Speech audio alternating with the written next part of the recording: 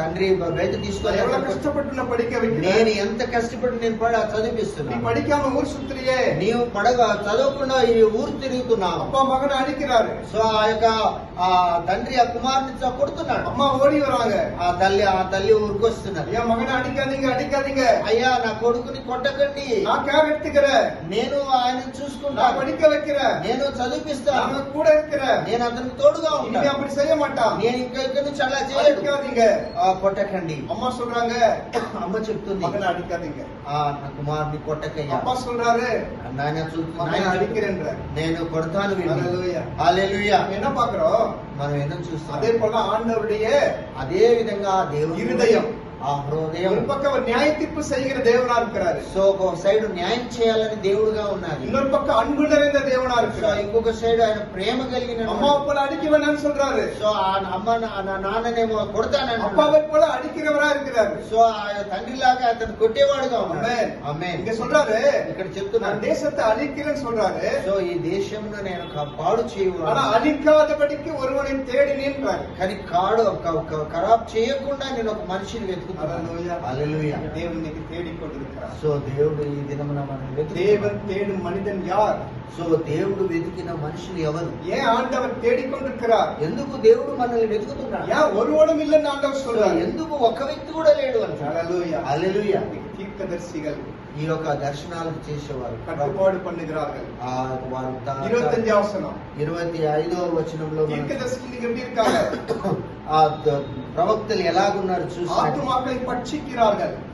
ఉగ్రత దినమందు నీవు వర్షము రాదు, సింగం ఇరై కలుగుகிறது పోல ఆత్మమక్களை పట్టిத்துக் கொண்டிருக்கிறார்கள். అందులో ప్రవక్తలు కుట్రలు చేయుదురు, ద్రవ్యத்தை విలువైన పొరుగులై వాங்கிக் கொள்கிறார்கள். గర్జించుచు సింహములు వేటాడుచు చీలినట్లుగా వారు మనుషులను భక్షిస్తురు. హల్లెలూయా. హల్లెలూయా. தீர்க்கதரிசிகள் ஆண்டவர் பார்க்கிறார். సో ఈ యొక్క ప్రవక్తలను దేవుడు కూడా మనుషులు పట్టిக்கிறவங்களா இருக்காங்க. సో వారు కూడా మనుషుల్ని చీల్చి చెండాడాలని ఉంటున్నారు. பொய் శాస్త్రం சொல்றாங்க, అబద్ధమైన శాస్త్రం చెప్తున్నారు. தீர்க்கதரிசனம் சொல்றாங்க, ఆ యొక్క అబద్ధమైన దర్శనాలు చెప్తున్నారు. జనங்களை ఏమాత్రాங்க, ప్రభుల జనులని వాళ్ళు మోసపడుతున్నారు, వాళ్ళు మోసం చేస్తున్నారు, அவட பொருள்களை அபகரிக்கிறாங்க, వారి యొక్క సొమ్మునంతా దోసుకుంటున్నారు, అనేకரை విధవైగளாக்குறாங்களா, చాలా మందిని విధవరాలుగా చేస్తున్నారు. முதலாவது தீர்க்கதரிசிகளை பார்க்கிறோம். మొదట మనం ప్రవక్తను చూస్తాం, அவர் ஆண்டவர் பார்வைக்கு நன்மை செய்யல, వారు దేవునికి ఏమాత్రం కూడా మంచి చేయలేదు. 26వ వచనం சொல்லுகிறது, 26వ వచనం, ஆசாரியர்கள் வேதத்துக்கு அநியாயம் செய்தார்கள். సో దాని యాజమానులు నా ధర్మశాస్త్రం నిరాకరించుదురు. ஆசாரியர்கள் யாரு? యాజకులు ఎవరు?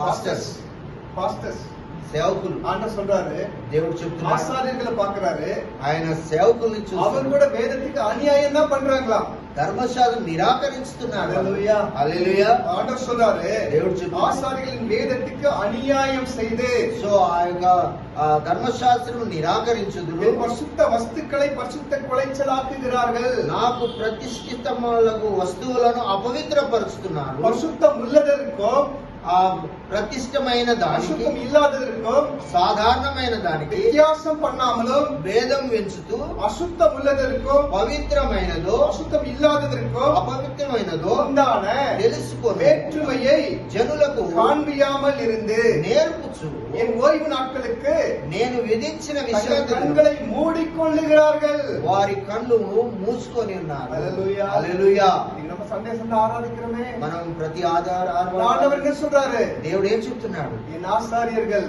నీ యొక్క సేవకుల அசுத்தம் இல்லாம ఆ பரிசுத்தத்துக்கும் வித்தியாசத்தை சொல்ல மாட்டேன்றாங்க. ఆ పవిత్రతకు అపవిత్రతకు దాన్ని ఏమాత్రం కూడా చెప్తలేదు. ஆண்டவருடைய சித்தத்தின்படி ஊழியம் செய்ய மாட்டேன்றாங்க. దేవుని చిత్త ప్రకారంగా వారు సేవ చేస్తలేదు. ஆண்டவர் என்ன சொல்றாரு சொல்ல மாட்டேன்றாங்க.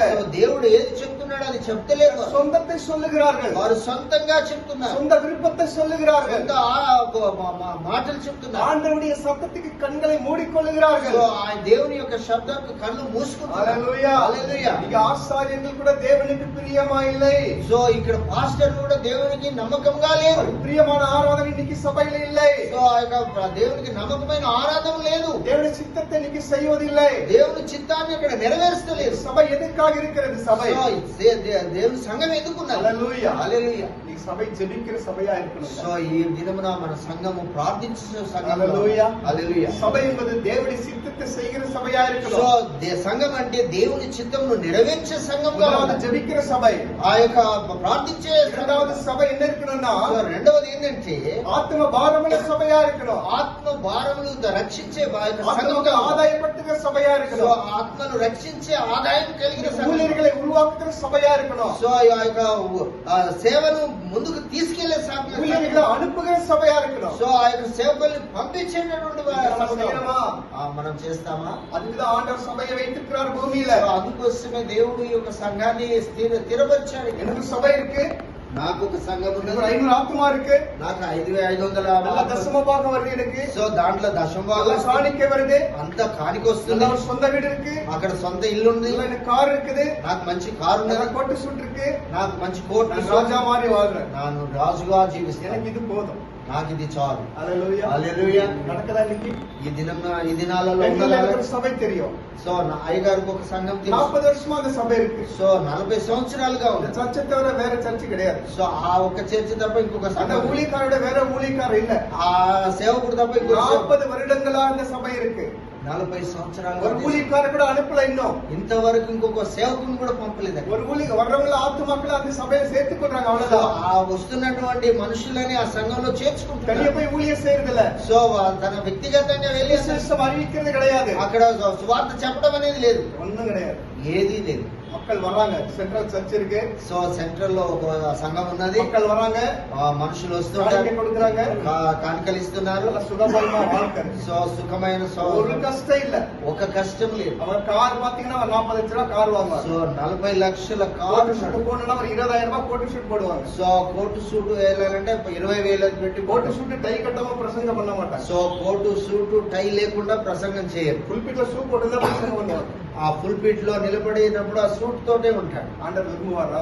ఆయన அந்த అంగీకరిస్తాడు. சபையை பார்த்து என்ன சொல்றார் ஆண்டவர்? ఆ సంఘమును చూసి దేవుడు ఏం చెప్తాడు? హల్లెలూయా. హల్లెలూయా. ஆசாரியர்கள் வேதத்துக்கு அநியாயம் செய்து கொண்டிருக்கிறார்கள். ఆ యాజకులు ధర్మశాస్త్రం విరోధంగా ఉన్నారు. இது ஆண்டவர் பார்க்கிறார். అది దేవుడు చూస్తున్నాడు. హల్లెలూయా. హల్లెలూయా. மூணாவது பாத்தீங்கன்னா మూడవది 27వ వచనத்துல 27వ వచనం. அது நடுவில் இருக்கிற அது பிரபுக்கள்.